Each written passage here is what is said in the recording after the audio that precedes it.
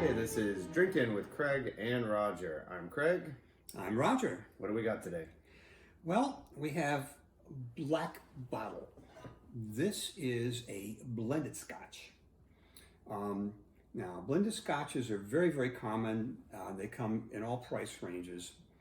What they are a mixture of many different malt scotches with some grain whiskeys which are made in Scotland as well. The grains, instead of being distilled in pots from barley malt, are distilled in column stills, pretty much like a lot of bourbons, and they use corn exclusively as the grain, and it's distilled to a pretty high proof so that it ages pretty quickly and matures, and they use that to produce a less expensive whiskey.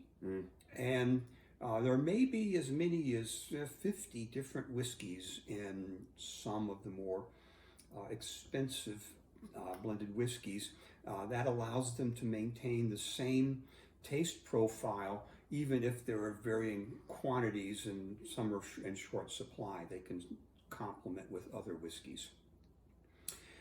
Traditionally, this is one of the few blends that aims toward the Islay style. Okay.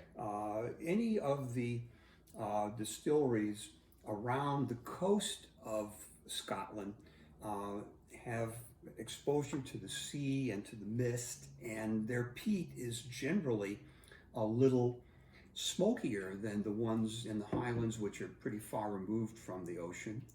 And also, because it's near the sea, you'll get some salt and some brine, a little bit of iodine in it, and it's a very potent type taste. Some people like it, some people don't. Yep. Anyway, so shall we try? Yes, I have not tried this one before.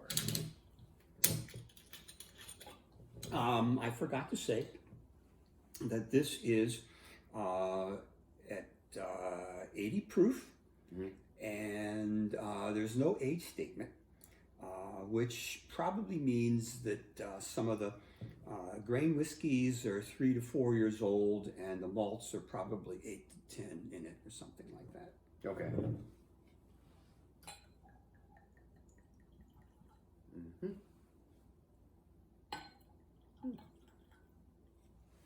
And it does say their tagline is curiously rich and slightly smoky whiskey, crafted to a secret family recipe. Okay, maybe not. How secret can that be? Anyway, nice smell. Very light nose. Very light nose. I actually don't smell any smoke, any peat. Not out off of it right away. Okay, all right. Yeah, fairly. Color still light, but it's actually darker than the liquid. Yeah, it's darker than the Speyburn, Speyburn that we tried earlier. Now, sometimes that's with coloring added. There's no way to know. Yeah, they sometimes put caramel coloring in so it looks consistent. Interesting. This one strikes me a little differently than a lot of other Islay whiskeys. It's almost a more tobacco smoke flavor to me. Yeah, it's in the aftertaste. We didn't smell it in the nose. The basic taste is a very smooth, round one, but fairly light texture. And then at the end, at the finish, you have a lot of smoke. It's reminiscent of pipe smoke. That's what it is. It's when you smell someone smoking a pipe. That's kind of the way the smoke enters the palate and senses on this one. Interesting. Very smooth and rounded flavor profile is the best way I can describe it. I think it's an excellent drink all by itself. I suppose you could put a tiny bit of water in it, but at 80 proof, I can tell you there's no point to put water in this. I wouldn't put ice in it, and I wouldn't put it in a mixed drink. No, I can't imagine too many mixed drinks this would go well in. anyway. But It is good by itself.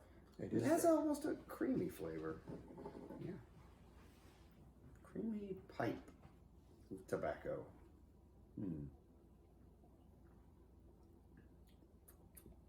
Pretty good. Anyway, What is the price point on this normally? it's usually somewhere around $22, $23, something like that. Okay, and it's very widely available, I'm sure. Pretty widely, yeah. Okay. All right, sounds good. What do you give it? Scale of arbitrary scale of 1 to 10. 10 being the best whiskey you've ever had, 1 being the worst. Where do you see Black Bottle? Well, that's a very difficult question to answer accurately. I've probably heard somewhere around 8, something like that. 8. Yeah. Whoa. I mean, That's it's a surprising. very nice one. I mean, you know, there are quite a few very inexpensive scotches around that have a very tiny proportion of malt in them, and they just really are very thin and not very tasty. And you know, anyway, this one is not. This one is pretty nice. You could definitely sip on this for a long time. I think so. And have a good time with it. I think so. And that smokiness definitely settles in. It doesn't, after a while, you only really pick it up at first. It's not lingering on me as I keep drinking it. No, but I think it becomes more prominent with each sip. You know, you taste it more. I think the opposite. What do you think? I taste the base spirit behind it a little more and more rather than the smoky element as the more I keep going with it. Yeah, well, for me, I can taste that smoky element coming out sooner and sooner. I mean, in the taste of it. But yeah, in general, if you've got a new whiskey that you've not had before, you should maybe sip on it over a few nights before you make any judgments, because it takes a while to get accustomed to it and to notice the subtle things in it. You know, so Gotcha. Anyway, It's pretty good though. but I'm surprised. it's a very nice whiskey. interesting. I would highly recommend it for those of you who are price conscious and don't want to spend $80 for a nice bottle of whiskey. Right. Diminishing returns. That's right. All right. Sounds good. Okay. Have a good day.